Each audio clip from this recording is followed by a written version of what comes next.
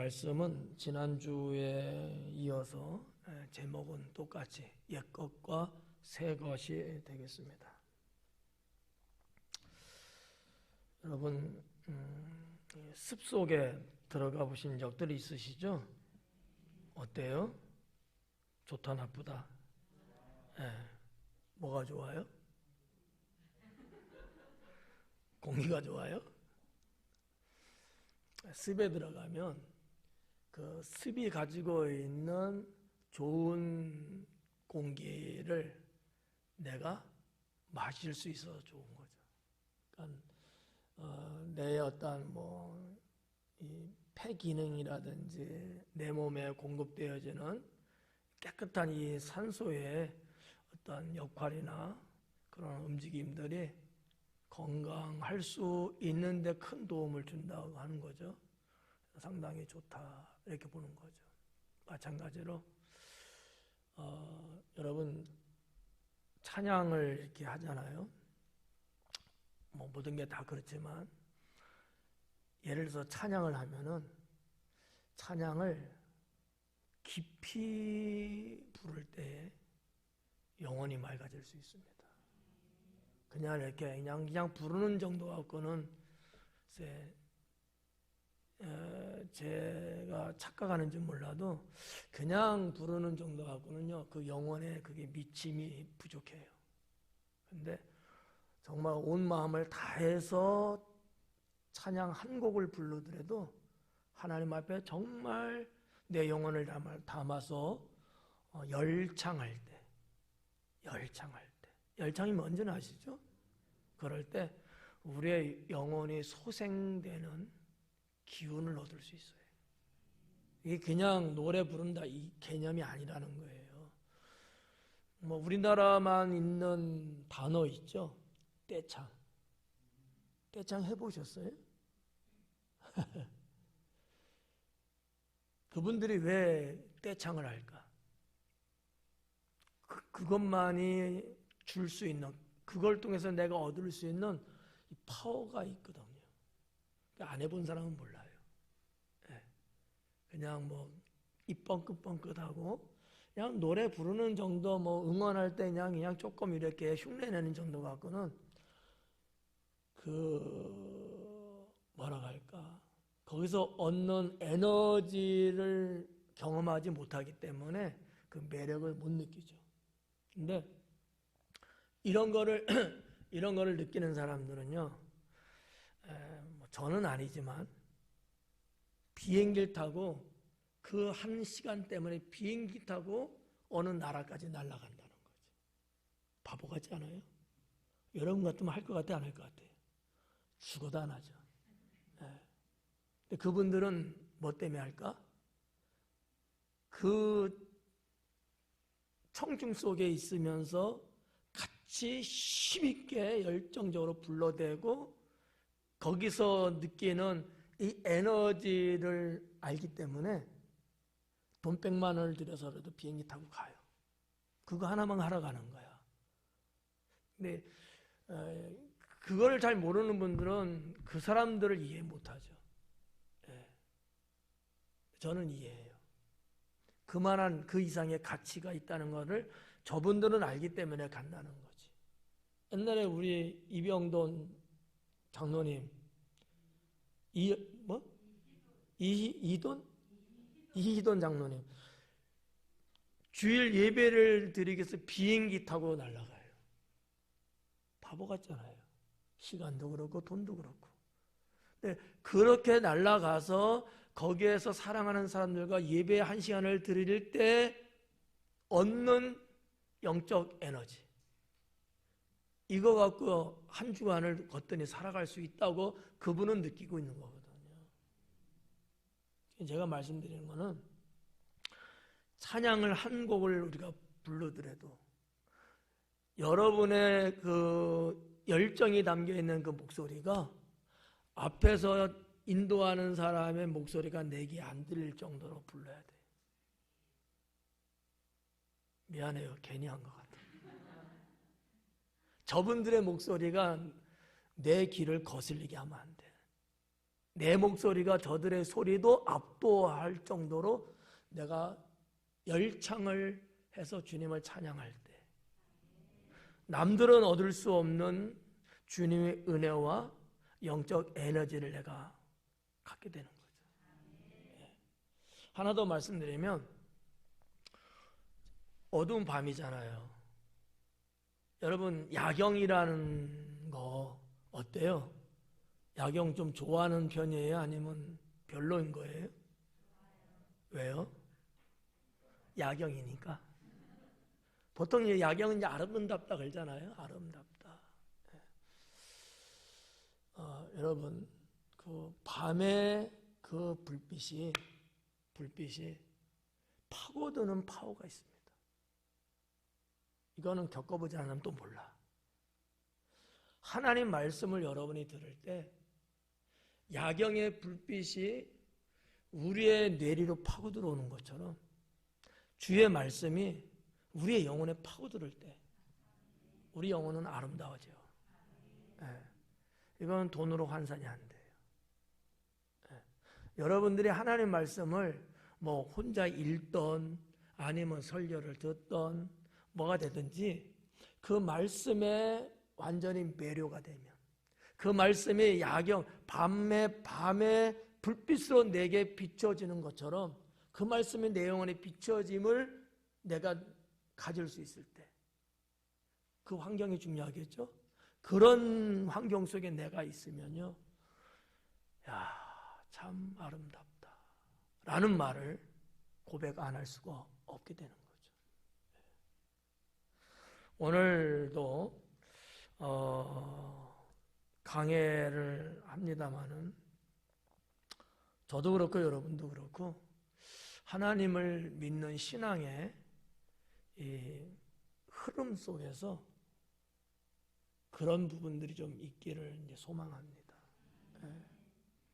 이게 없으면 이 저녁에 온 게 참 별 의미 없어요. 그냥 앉았다 가는 정도밖에 안 되거든. 수요일 날 예배 드리고 나서 내 영혼의 신선함을 내가 느낄 수 있어야 돼. 영어로 말하면 리플레시거든요. 기운을 새롭게 신선하게 만들어주는 거야. 리플레시. 예배를 갔다 오면 내 영혼의 신선함이 느껴져. 신앙인들의 사람들의 모임체에 갔다 오면 내 영혼의 신선함을 막 느껴지는 거야. 이런 게 없으면 하나님 믿는 게 신통한 거야. 기적이야. 그런 것도 없이 믿으면 그게 있어야 된다는 거지. 그러면 그 1시간, 2시간에 전혀 아깝지 않죠. 또 그 시간이 기다려지고 또 그 말씀이 또 사모되고 이런 것들이 계속 반복적으로 우리의 영혼에 밀려올 때 나도 모르게 우리의 영혼은 더 주님의 형상을 닮아가는 그러한 삶이 될 수 있는 거죠. 오늘 33절부터 말씀을 강의하는데 한번 보도록 하죠. 그들이 예수님께 말하되 요한의 제자는 자주 금식하며 기도합니다 라는 거예요. 자, 바리새인과 서기관들이 하는 얘기입니다. 예수님께 하는 이야기죠. 대놓고 하는 얘기입니다. 요한의 제자, 그들은 자주 금식합니다 이러는 거예요. 바리새인의 제자들도 역시 그렇게 금식합니다. 그런데 왜 당신의 제자들은 금식하지 않고 먹고 마시기만 합니까? 이렇게 훅 치고 들어와요. 지금 바리새인과 서기관들은 뭐를 지금 이야기하고 싶으냐면 금식에 대한 이야기예요. 근데 지금 상황에서 지금 우리가 전주에 봤습니다만 레위를 부르시는 과정에서 레위는 죄인이었잖아요. 유대인들은 그렇게 봤다 그랬잖아요. 근데 레위가 잔치를 벌리고 예수님과 예수님 제자들도 거기에 같이 잔치에서 음식을 먹고 막 즐거워하는 거예요. 이 꼴을 보기가 싫은 거야. 그래서 흠을 딱 잡는 문제가 금식에 대한 문제였다는 거죠. 우리가 잠깐 금식에 대해서 한번 생각을 한번 해봐요. 여러분 어때요, 금식? 여기 지금 바리새인과 서기관들은 요한의 제자들, 바리새인의 제자들이 금식 자주 한대요. 여러분은 어때요, 금식? 자주는 둘째치고 금식은 어떻게 하긴 하셔요? 금식 안 하고 늘 먹으니까 살찌는 거야. 비대해지는 거야. 육신의 살을 말하는 게 아니고 삶이 너무 비대해져. 영적인 거. 좋은 거 아니에요. 금식에 대한 부분을 터치했어요. 유대인들이 왜 그랬을까? 왜 바리새인과 서기관들이 왜 금식에 대한 문제를 거론했을까? 당시에 금식은 신앙의 척도였다는 사실이죠. 이 제자들은 자주 했대요. 자주라는 말 무슨 말인지 아시죠? 짧은 시간에 연속적으로 자꾸 되어지는 게 자주예요. 제가 오전 예배 때는 어르신들도 한 50%가 어르신이야, 오전 예배는. 그래가지고 이런 식으로 말씀은 드리지 않고, 자주라는 것은 뭐 2번, 3번, 뭐 서너 번 이렇게 계속 이렇게 뭐라 할까? 바꿔가면서 계속 되어지는 게 이제 자주거든요. 근데 자주 했다는 거야. 자주. 유대인들의 역사를 한번 보죠. 자, 유대인들은 금식을 어떻게 했을까? 구약시대 때는 율법에 의해서 계명된 금식은 한 번 했습니다. 대속죄일 때. 이건 명령이었죠. 그거는 당연히 명령이기 때문에 하는 거고, 그 외에도 이제 많이들 하죠. 그래서 7월 10일이 대속죄일인데 이때는 유대인은 다 금식하는 거예요. 이건 안 할 수가 없는 거예요. 이건 명령이야. 율법이야, 이거는. 이제 그 외에도 금식을 하는데, 보편적으로 유대인들이 어느 때 금식을 했느냐? 국가에 재난이 일어나면 금식을 하고요. 또 병 때문에 금식하는 경우들이 있었고요. 인생이 괴로울 때, 너무 괴로울 때도 금식하는 경우도 있었고요. 또 하나님 앞에 작정하고 뭔가 큰 소망을 부르짖을 때도 역시 금식하는 경우 있었고요. 여러분들도 알다시피 금식은 흉악의 결박을 푸는 능력이 있다고 그러잖아요. 그러면 뭐예요? 영적으로 괴롭힘 당하고 내가 신앙의 영적 자유가 없어갖고 신약에 나오는 것처럼 불에도 넘어지고 물에도 넘어지는 듯하게 이렇게 이런 일이 있을 때 또 금식을 했죠. 이런 식으로 이제 유대인들이 이제 금식했는데 여기서 이제 자주라는 말이 등장을 한 거예요. 그러면 유대인이라면 기본적으로 이 정도는 금식한다라는 뭔가 있을 거예요. 그게 뭐냐 하면 일주일에 2번은 유대인들은 했습니다. 어떻게 보면 3번인 거죠. 대속죄는 무조건 하는 거고 그 외에 2번. 언제냐? 목요일 날 하고요. 월요일 날 합니다. 이유가 뭘까? 알 리가 없죠. 목요일은 왜 하냐? 모세가 시내산 올라간 날이에요. 그런 요일이야. 그럼 월요일은 눈치도 없고 내 눈만 쳐다보고 있네. 모세가 시내산 내려온 요일이에요. 그래서 유대인들은 그날은 금식을 한다는 거죠. 그러다가 바벨론 포로 시대 때 유대인들이 너무 이게 금식이 형식으로 많이 치우쳤어요. 그래가지고 당시에 선지자들이 좀 대노를 했죠. 그리고 백성들에게 외쳤죠. 그러면서 하신 말씀이 뭐냐면 음식을 먹지 않는 그 금식도 금식이지만 정말 중요한 게 뭐냐? 너희들이 너희의 죄를 하나님 앞에 회개하는 것이다. 이렇게 메시지를 이제 전했습니다. 그래서 이제 그 금식이 형식으로 치우치는 그때에 이 부분이 조금 이렇게 좀 고쳐진 거죠. 그래서 이제 예수님 때는 금식을 이제 하는데 그 두 번의 금식이라는 것이 거의 이제 고정화 이렇게 됐어요. 당연히 그럴 거라고 생각을 한 거야. 그러니까 여기서 바리새인들이 지금 말하는 게 자주 한다는 거예요. 그러면 몇 번 정도 하는 거예요? 그냥 내가 쭉 말할게. 두세 번은 아닌 거야. 그보다 더 한다는 거야. 왜? 일반 유대 백성들도 두세 번은 하는 거야. 그러면 예를 들어서 뭐 서너 번 하든지 네다섯 번 하든지 이랬을 거라는 거죠. 근데 이 예수님의 제자는 그것도 안 한 것처럼 보이는 거야.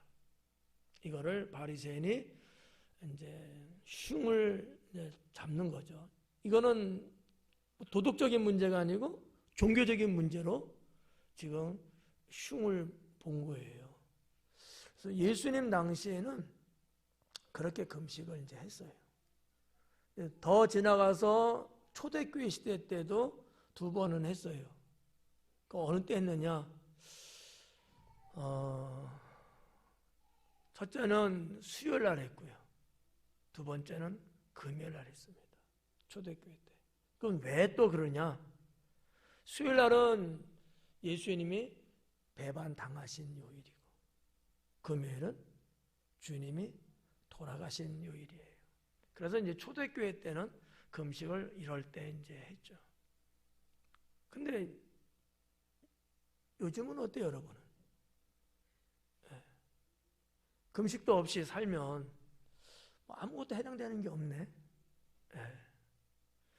하여튼 뭐 바리새인들이 이 금식에 대한 문제를 지금 지적을 하는데 그 당시, 그 이전 당시 이 금식에 대한 개념들이 어떠한 전례를 갖고 있었는지, 유대인들은 어떻게 금식을 했는지를 여러분들이 조금 살짝이라도 좀 알고 있으면 나쁘지는 않지 않는가 이렇게 생각하고요. 이 문제는 지금 시비거리에 있어서 주제어가 되고 있습니다. 자, 그들이 예수님께 말하되 요한의 제자는 자주 금식하고 기도도 하는데 바리새인 제자들도 그렇게 하는데 왜 당신의 제자들은 먹고 마시기만 합니까? 라고 물으니까 예수님이 거기에 대한 답변을 하는데 조금 엉뚱한 것 같은 답변을 하셔요. 그게 34절이죠.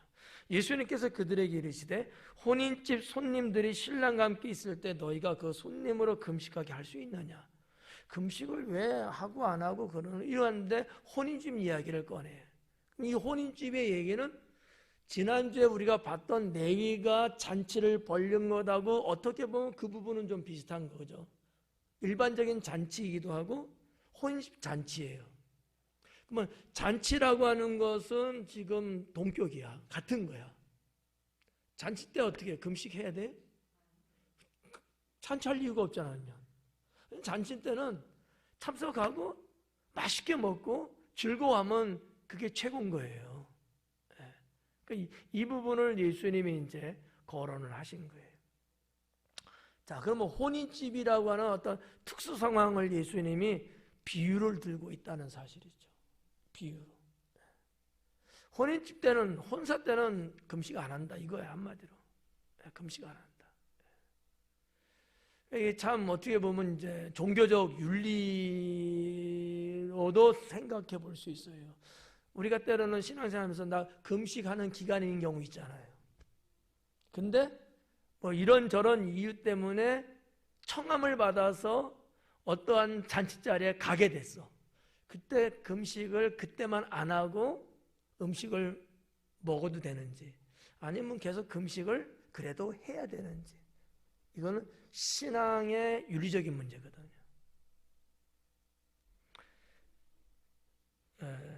여러분이 그냥 알아서 하셔요. 제가 뭐 이야기해도 별로 뭐 심쿵한 것 같고 그러니까 이렇게 하든 저렇게 하든 상관은 없는데 예수님의 복음적인 예수님의 복음적인 이런 측면을 봐갖고는 한 금식을 잠시 접고 함께 동참한다는 쪽에 제 생각은 한 6대4 정도 주면 되지 않을까. 물론 그것도 본인의 신앙에 따라 금식을 계속 해도 되고 아니면 그때만 잠깐 접어도 되고 누가 정죄할 이유는 없겠죠. 제 개인적인 윤리적인 측면에서 말씀드린 거예요. 윤리적인. 그래서 덕이 안 된다면 내 금식하는 내 개인의 신앙 때문에 전체적인 부분에서 덕이 안 된다면 잠시 접고 가는 것도 복음적이다 라는 거예요.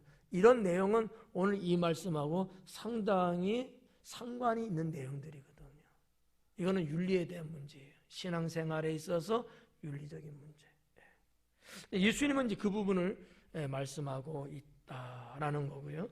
34절에 보니까 혼인집 손님들이 신랑과 함께 있을 때 그래요. 혼인집이에요. 그러니까 이 혼인집인데 이 신방이거든요. 신랑 신부가 새 방을 이제 꾸리는 신방이에요. 신방의 아들들, 결혼식의 주인공 그들의 아들들. 원어는 그렇게 나와 있어요. 번역은 이제 손님이라는 단어를 썼는데 원어에는 아들들이라고 나왔어. 해석이 여러 가지 될 수 있어요. 제가 오전 예배 때는 그래서 이 신부방에 신방의 일꾼들이라고 제가 번역해 드렸어요. 저녁에는 그렇게 또 하지만 이 아들들은 손님이라고 번역할 수도 있지만 이 혼인을 위해서 친구들, 신랑의 친구들이 와서 다 일해요. 이 친구인데 일꾼들이야. 일꾼인데 친구들이야. 그들에 대한 얘기다 이렇게 보시면 되고, 이 얘기는 유대인의 문화와 상관 있는 얘기예요. 우리하고는 달라요. 지금도 그런 나라들이 있습니다만 결혼식이 되면은 친구들이 다 모든 일을 다 일을 해요. 근데 이렇게 좋은 날 음식을 먹지 않고 잔치인데 굶어야 되겠느냐라는 거예요. 그건 아니다라는 거지. 근데 문제는 뭐냐면 그 혼인 날이 금식이 낀 거예요. 금식 날이. 그러니까 당연히 그럼 뭐 해야 돼요? 금식 해야 될 거냐, 유대인들인데. 철저하게 지키는 사람들이잖아요. 여기에 대해서 예수님이 예외 조항을 두신 거야. 예외 조항을. 무슨 말 이해가요? 네. 그리고 그럼 언제 금식하냐? 이제 결혼이 끝난 다음에 그 친구들, 그 일꾼들은 금식한다. 이거예요.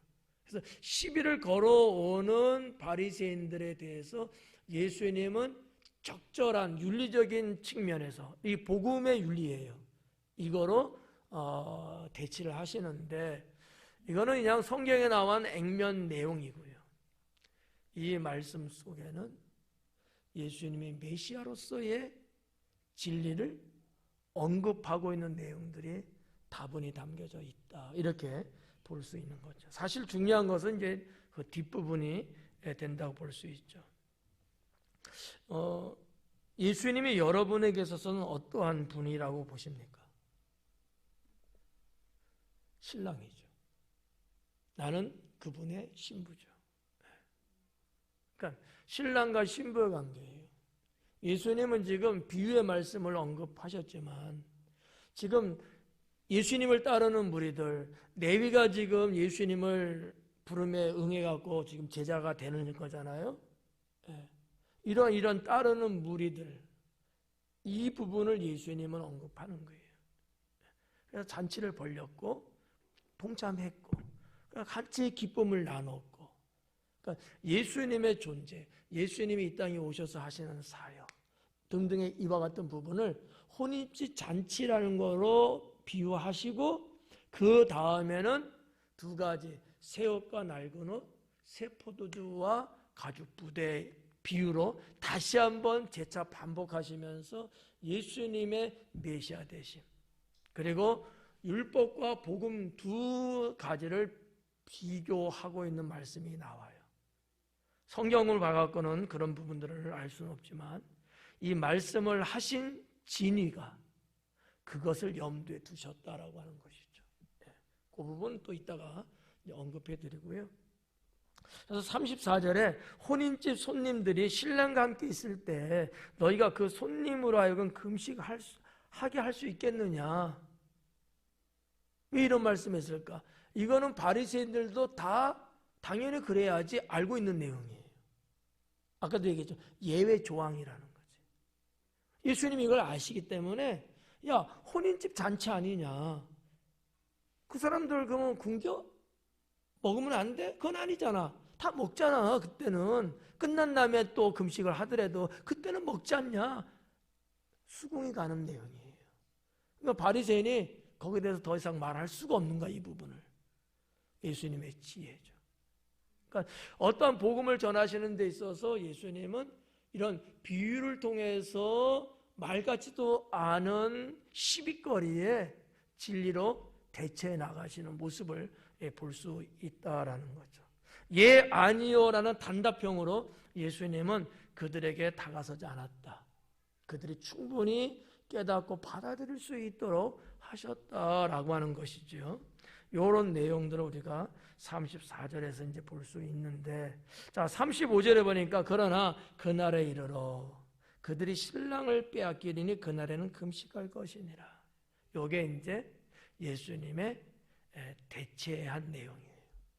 지금은 못하지만 끝나면 금식한다. 걱정하지 마라. 라는 내용인데, 여기 이제 무슨 얘기를 했냐면 신랑을 빼앗기리니 그래요. 그들이 곧 얼마 안 있으면 신랑 빼앗긴다. 자, 결혼 예식이 진행된 중이에요. 이때는 지금 친구들과 신랑이 같이 있어요. 근데 이 예식이 끝나면 신랑은 친구들을 떠나서 신부와 같이 있어요. 이거를 빼앗긴다고 말씀한 거예요. 이거는 예수님께서 십자가에 달려 돌아가시며 이 땅에서 사역을 다 마치고 하나님 보좌로 가는 그것을 암시하고 있는 내용입니다. 내가 너랑 같이 있을 때 나랑 같이 먹고 마시고 즐거워하고 네가 내 안에 내가 네 안에 거하는 것이 이게 옳다고 본 거예요. 이것이 사복음서에 쭉 나오는 진리입니다. 요거를 근데 예수님은 알게끔 드러나게끔 말씀한 건 아니고 비유적으로 말씀하고 있다라는 거죠. 유대인들의 풍습이에요. 문화예요. 네, 이런 부분.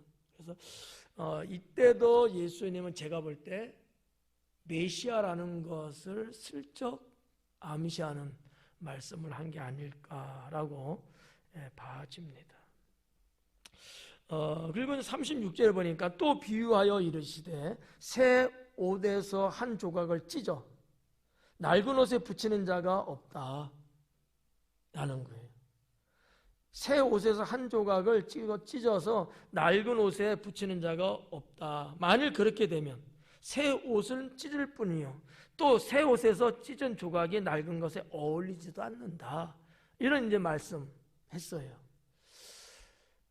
이 말씀을 여러분이 좀 볼 때 당시의 옷은 어땠을까? 5년도 있고 10년까지도 있고 막 그렇게 오랫도록 입을 수 있는 옷이었을까? 그 당시에는요, 옷을 입으면 아마 이런저런 이유 때문에 금방 옷이 찢어지고 떨어지고 이게 헤쳐지죠. 그 시대는 그랬다는 거죠. 근데 낡은 옷이 있는데 새 옷걸이가 있어. 이 새 옷의 한 부분을 찢어갖고 낡은 옷에 구멍 났는데 찢었는데 덧붙인 거야. 손바느질을 했다고 쳐요. 그러면 온전해질까요? 아닌 거예요. 뭐 지금 이 시대에는 그런 거 없지만 우리나라도 아주 옛날에 그래도 뭐 2000년 전 유대 사회보다는 훨씬 더 좋은 옷감들을 갖고 이제 살았죠. 그래도 여러분 다 너덜너덜 떨어지려고 하는 데서 바느질을 한들 어떨 것 같아요? 이게 오래 갈 것 같아요? 안 가잖아요. 저도 이제 때로는 그런 경우가 있어요. 뭔가 이렇게 좀 이렇게 땜빵 하듯이 덧붙이려 하는데 이게 요 선 바로 여기다 하면은 또 뜯어질 것 같아. 그럼 여기를 한 번, 두 번 접어서 좀 깊이 바늘을 하면 좀 더 그래도 붙어 있겠죠? 네. 이런 개념 같은 거예요. 그러면 새 옷과 낡은 옷이거든요. 예수님이 이 말씀을 하시면서 뭐를 담고 하신 말씀이냐 하면 낡은 옷은 율법이에요. 새 옷은 복음이고요. 네.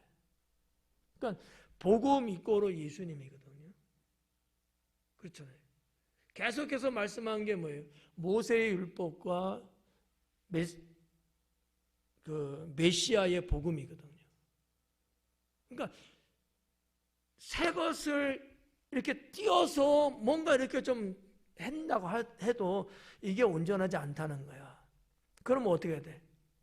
그냥 새 것으로 입으면 돼. 근데 헌옷이 너무나 마음에 들었나 봐요.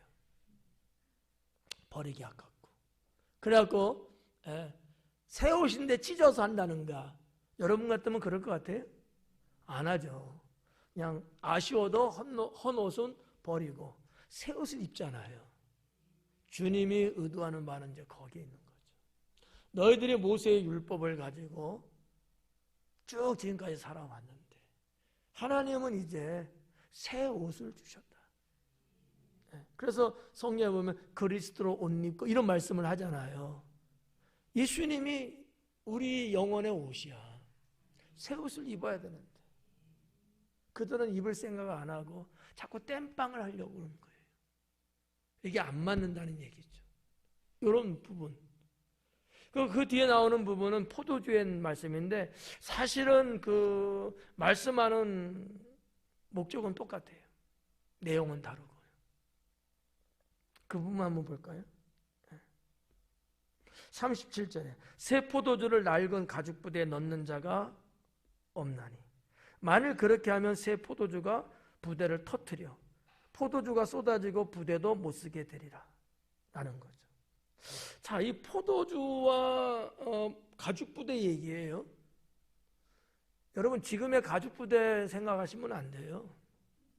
그 당시에 가죽 부대는요 어떻게 만들어졌냐면 뭐 새끼끌거라고 다 말씀드릴 수는 없지만 짐승으로 부대를 만든 거야. 그래서 좀 끔찍한 얘기지만 여기 뜨고 다리 같은 거 묶고 그리고 이제 안에 있는 내장 다 꺼내고요.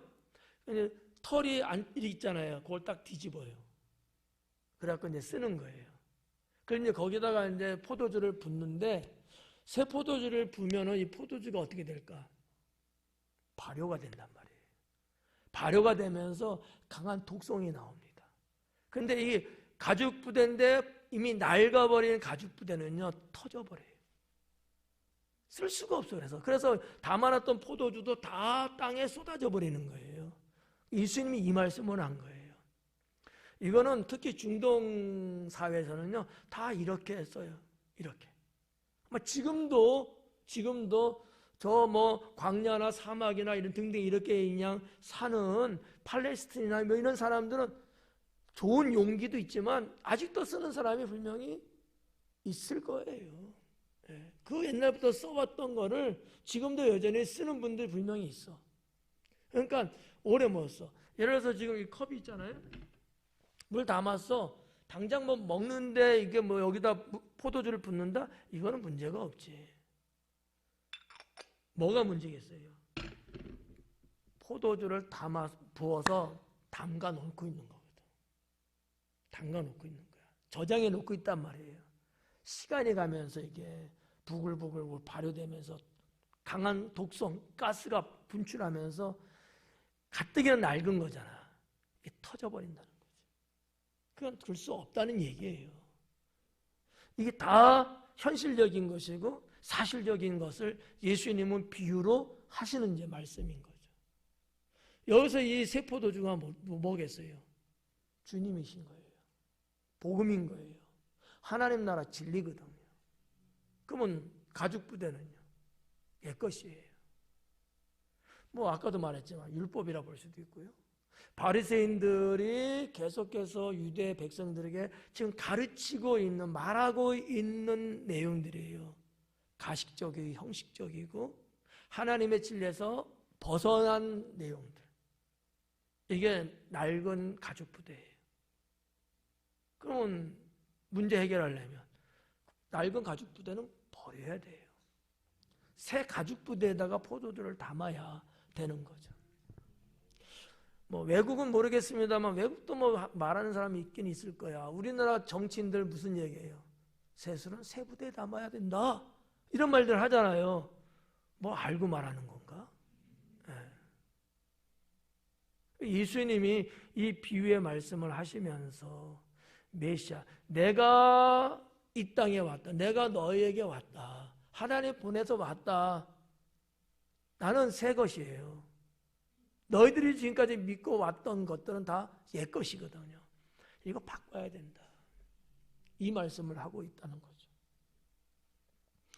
여기 이제 뭐 이 새 옷도 나오고 새 포도주도 나오고 이제 이런 부분들 있어요. 있는데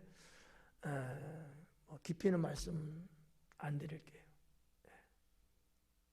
오전 예배 동영상 보시면 될 것 같고, 분위기가 안 나, 분위기가.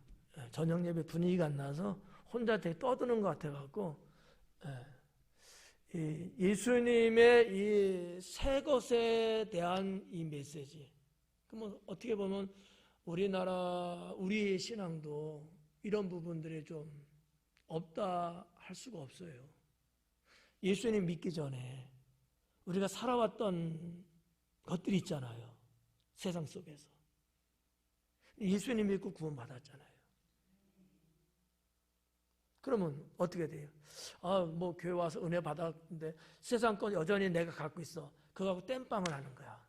은혜 좀 받은 거 갖고. 될까 안 될까요? 그럼 어떻게 되죠? 옛 것은 완전히 버려야 되는 거예요. 그래서 에베소서 말씀 속에도 그게 있는 거 아니에요? 옛사람과 새사람. 그렇죠? 주님이 원하는 건 그거예요. 대충 어떻게 이렇게 해갖고 다시 재활용하듯이 쓰고 이 개념이 아닌 거예요. 네. 그래서 사도 요한도 요한복음을 기록하면서 그 부분을 언급한 거예요. 거듭남. 완전히 바뀐 거죠. 완전히 바뀐 거예요. 이 예수님이 이 새 포도주 말할 때 이 새라고 하는 단어가 헬라어로 네오스라는 단어거든요. 이 네오스라는 단어가 갖고 있는 뜻이 뭐냐면 전혀 새로운 것, 전혀 새로운 것, 또는 이제 막 태어난 것, 이런 의미를 사용할 때 네오스라는 단어를 쓴다는 거죠. 누가는 이 네오스를 썼어요. 예수님은 새 포도주예요. 예수님은 예전에 어떤 거 비슷비슷한 이런 게 아닌 거예요. 완전 새로운 거예요. 이제 막 시작하는 거거든. 그래서 예수님을 이렇게 비유적으로 누가가 썼을 때 이 네오스라는 단어를 썼다. 이런 부분들을 우리가 이 성경에서 찾아볼 수 있다. 또 뿐만 아니라 이 새 옷이라는 거 있잖아요. 새 옷.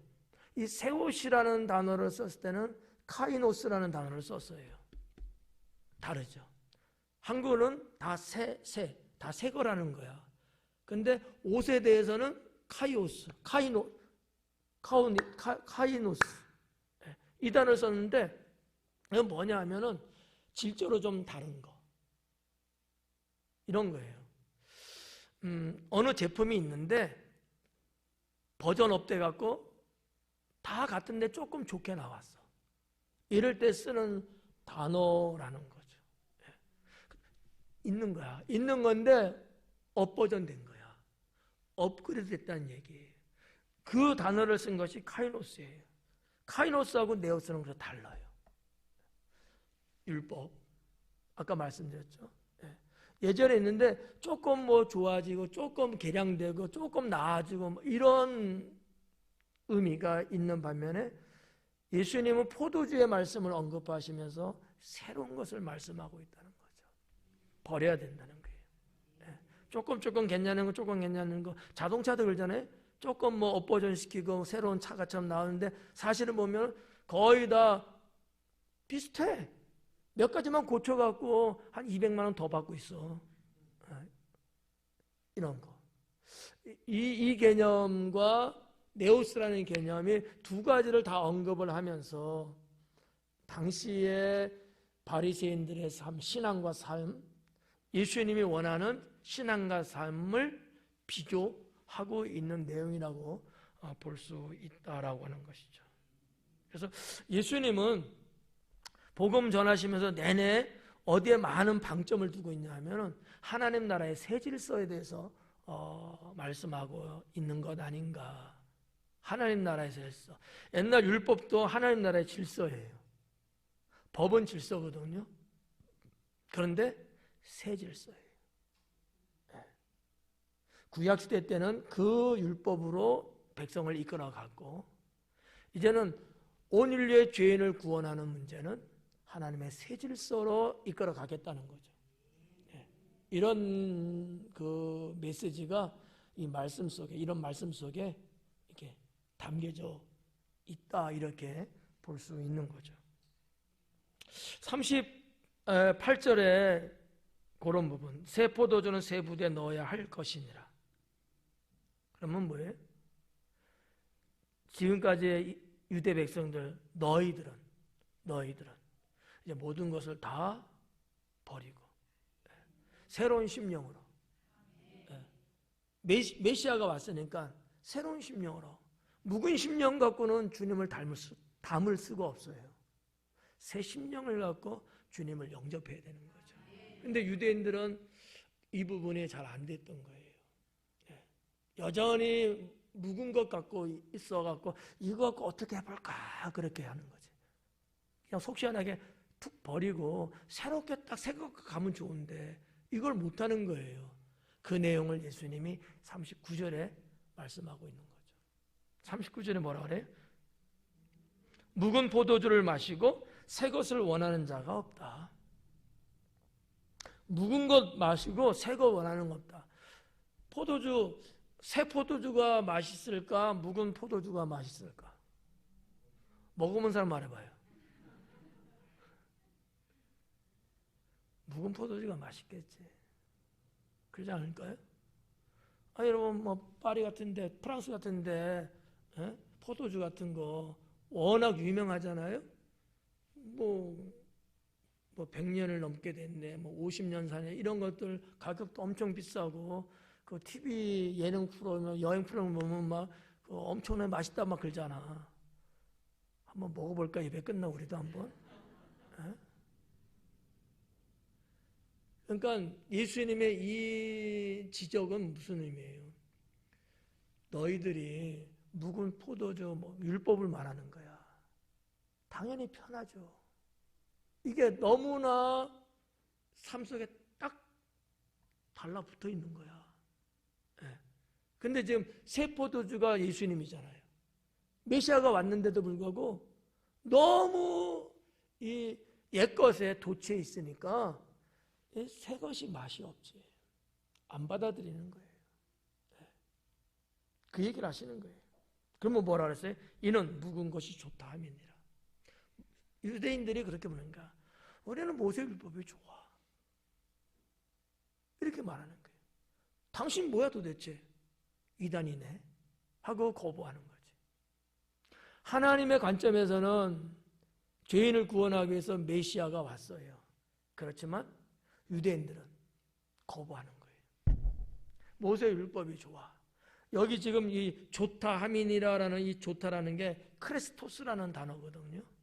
이게 무슨 뜻이냐면 그냥 부담 없다는 얘기야. 딱 좋아. 이런 표현이야. 사용하기 아주 적합하다는 거야.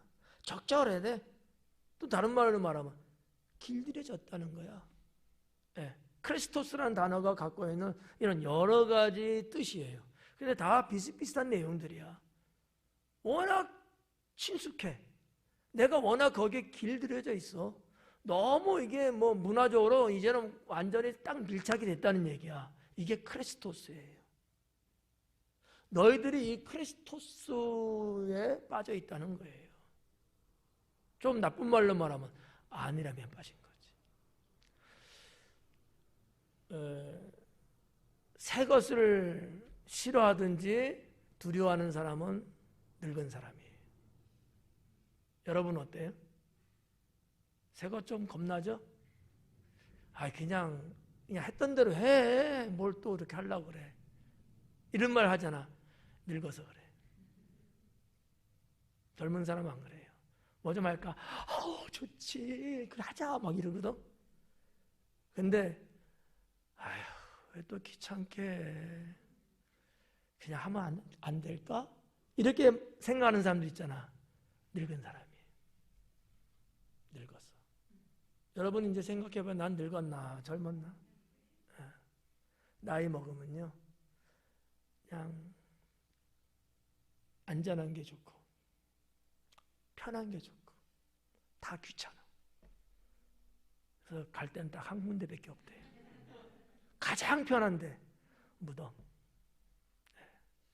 그래서 예수님이 마지막 39절에서 당시 유대인들이 왜 그러는가 이 부분을 39절 마지막에서 언급하신 거예요. 크리스토스. 그냥 좋다 한다. 그러니까 안 받아들여. 그런데 그렇지 않은 사람들은 뭘 했어요? 예수님 가는 곳곳마다 동네마다 젊은 사람들, 새로운 걸 추구하는 이런 사람들은 새 진리를 들었다.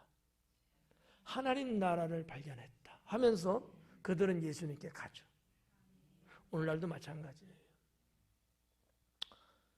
하나님의 은혜는 늘 새롭게 우리에게 주어집니다. 근데 이 은혜를 못 받아. 이게 좋은 줄을 몰라. 왜? 늙어서. 신앙적으로 늙은 거야. 성숙한 게 아니야. 늙었어. 그래서 처음 말씀드린 것처럼 은혜 받으려고 갈망하고 막 열창을 하고 막 뜨거운 열정을 갖고 막 이래야 되는데 이렇게 제가 지난번에 말했잖아요. 좀 피고 그러라고. 걸을 때도 이렇게 늙어서 그래. 몸도 늙고 마음도 늙고 다 늙었어. 신앙도 이렇게 늙어가면요. 하나님의 새로운 은혜에 대해서 거부합니다. 거부할 수밖에 없어요. 그래서 오늘 옛 것과 새 것인데 하나님은 언제나 우리에게 날마다 거듭난 삶을 살기를 원하셔요. 1년 전에 받은 은혜 갖고 지금까지도 계속해서 그거 갖고 되겠어요? 아니잖아요. 날마다 은혜. 날마다 은혜. 이렇게 갈 때 그 영혼이 건강할 수 있고요. 또 하나님은 그와 같은 자를 기뻐하시고요.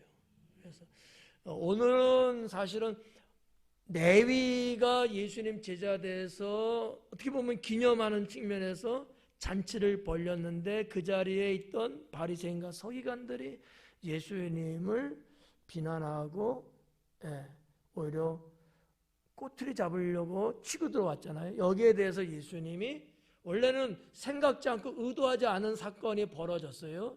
그러나 그 부분을 비유적으로 말씀하시면서 메시아가 도래했다, 왔다는 거. 하나님은 새로운 새 질서를 우리에게 원하신다는 거. 이런 부분들을 이 말씀 속에 담고 누가는 그 부분을 기록을 했다라고 저는 생각을 합니다. 자, 아무튼 저도 여러분도 오늘의 이러한 말씀처럼 옛것은 지나갔으니 보라 새 것이 되었도다. 언제나 이렇게 주님이 주시는 범주 안에서 주님의 새로운 것들을 여러분들이 사모하고요. 예. 묵은 건 묵은 대로 좋지 묵은지가 좋다며. 예. 묵은 김치 찌개 끓여면 맛있고 이걸 예수님이 알아요. 좋대잖아. 근데 거기에 머물러만 있으면 안 된다는 거지. 기도하겠습니다.